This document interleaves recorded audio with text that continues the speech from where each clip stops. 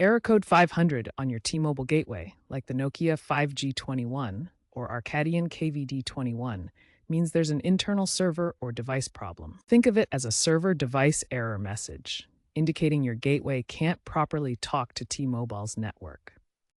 It's often caused by glitches in the gateway's software, temporary overloads on T-Mobile servers, especially during peak hours, or even simple things like power fluctuations. This issue is prevalent, affecting roughly 5 to 10% of active gateways, particularly in areas with weaker signal or during software updates. Knowing that this is a software or connection error, not necessarily a hardware fault, is the first step to fixing it. The quickest fixes for Error 500 are rebooting and, if necessary, resetting your gateway. First, try a simple reboot.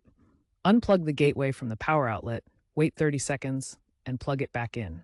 This clears temporary glitches by refreshing the device's memory and connections. If rebooting doesn't work, perform a factory reset. Locate the reset button on your gateway. Press and hold it for 10 to 15 seconds until the gateway restarts. Note, this will erase custom settings, so only do this if a reboot fails. After a reset, your gateway will return to its default configuration, potentially resolving the error. Remember to allow sufficient time for the gateway to reconnect to the T-Mobile network after either a reboot or reset. If the problem persists after these steps, contact T-Mobile support for further assistance, as more complex issues may require their intervention.